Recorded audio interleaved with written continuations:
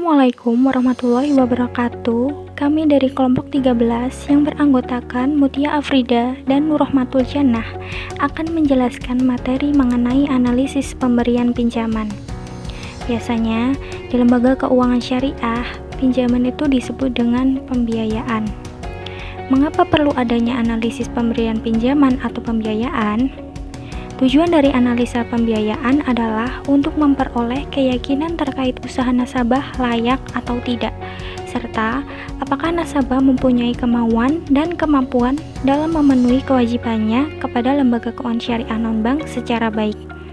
Analisa pembiayaan juga merupakan salah satu cara dalam mitigasi resiko pembiayaan. Lembaga keuangan syariah non-bank dalam memberikan pinjaman atau pembiayaan pada nasabah tentunya harus melalui prosedur dan terdapat proses yang harus dilalui oleh nasabah. Proses pengajuan pembiayaan di lembaga keuangan syariah non-bank. Tahapan-tahapan yang harus dilalui yaitu yang pertama, penyerahan permohonan pengajuan pembiayaan disertai kelengkapan administratif. Yang kedua, pelaksanaan rapat komite pembiayaan. Yang ketiga, survei kepada anggota yang mengajukan. Survei ini biasanya dilakukan oleh marketing finance.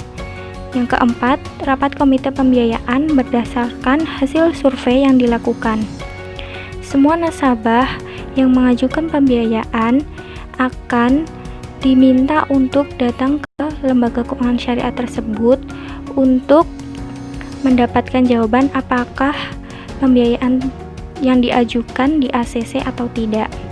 Jika pembiayaan di ACC, maka akan dilakukan realisasi atau pencairan dana.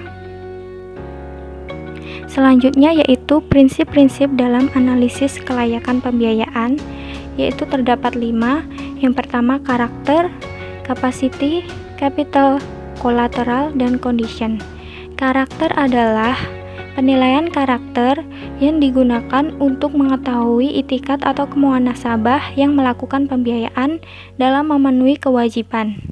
Nah, untuk menilai nasabah sendiri, kita juga bisa menggunakan analisis 7P, yaitu personality, purpose, prospect, payment, profitability, dan protection.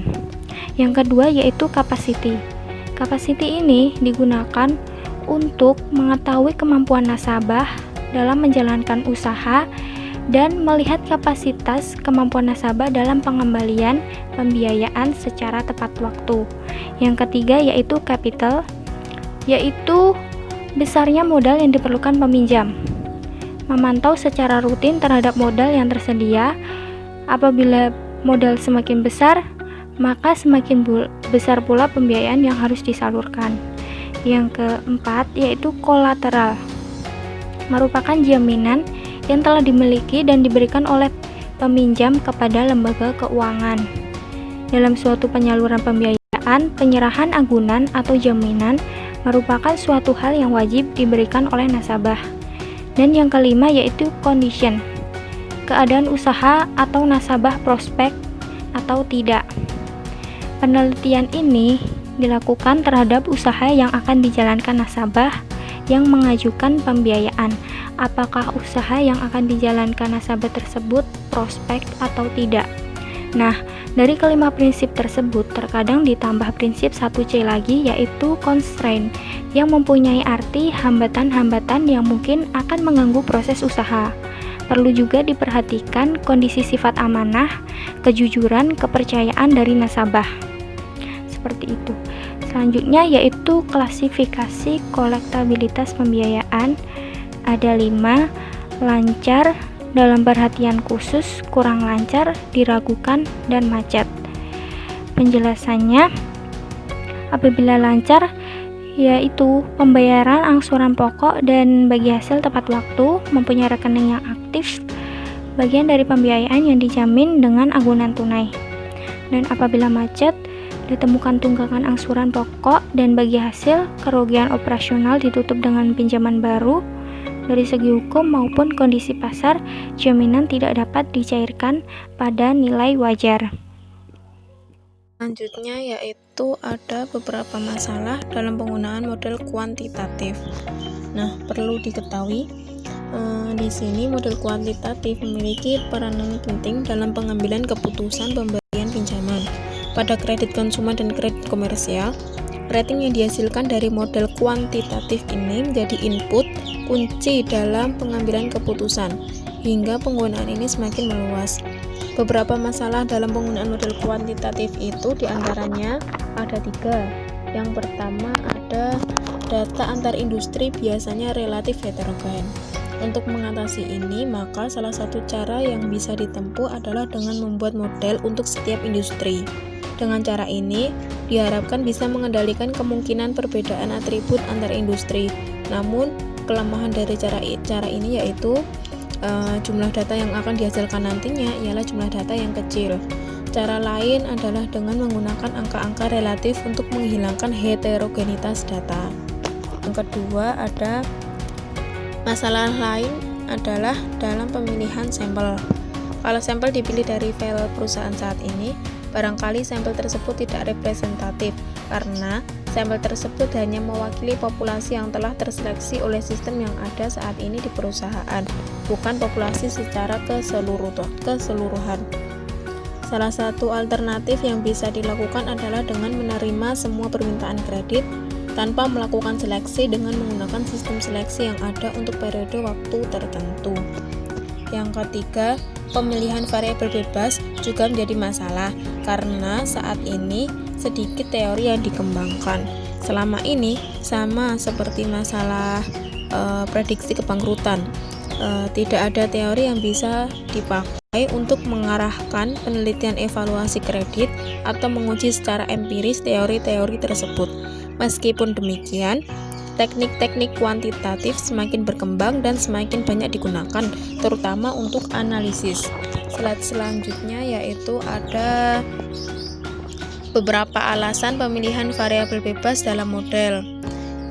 Yang pertama ada pengalaman perusahaan pada masa lalu. Yang kedua ada penelitian-penelitian terdahulu. Yang ketiga ada metode pencarian model terbaik dengan menggunakan teknik statistik, misal regresi atau diskriminan stepwise.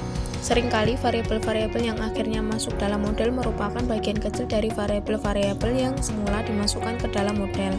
Beberapa variabel yang tidak signifikan barangkali perlu diberi penjelasan kenapa tidak signifikan dan kemudian dicari implikasinya terhadap pengambilan keputusan.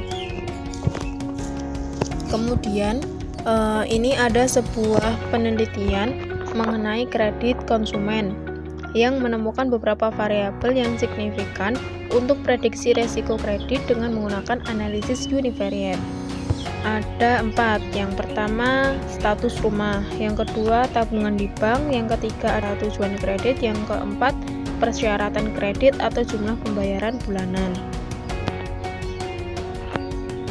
Kemudian digunakan analisis multivariate, yaitu diskriminan berganda dengan menggunakan 950 sampel. Pada mulanya variabel yang digunakan ada 13, seperti variabel-variabel umur peminjam, status perkawinan, pendapatan bulanan. Kemudian analisis stepwise dilakukan dan hasil yang diperoleh adalah persamaan terbaik dengan 8 variabel, yaitu diantaranya 1. Ada status rumah. Nah, status rumah ini bisa dengan sewa atau beli. Yang kedua ada tabungan. Yang ketiga ada tujuan kredit. Yang keempat ada jumlah keluarga yang ditanggung. Ini nantinya akan mencangkup ada berapa jumlah anggota keluarganya. Yang kelima ada jumlah pembayaran bulanan yang mencangkup pada bulan itu memiliki kredit apa aja. Kemudian yang keenam umur peminjam, nantinya menjelaskan seberapa lama sih pinjaman itu. Yang ketujuh ada besarnya kredit. yang ke-8 ada status perkawinan. Nah, dari penjelasan-penjelasan di atas, mengapa sih data yang digunakan cenderung pada variabel prediksi resiko kredit konsumen, mengapa tidak ke kredit komersial? Nah, karena dibandingkan dengan kredit konsumen, kredit komersial relatif jarang diteliti. Salah satu alasannya adalah karena kredit komersial relatif heterogen dalam kaitannya dengan profil nasabah, proses evaluasi kredit, dan perjanjian kredit. Kemungkinan penjelasan yang lain adalah karena data yang tersedia untuk kredit komersial relatif sedikit dibandingkan data yang tersedia untuk kredit konsumen.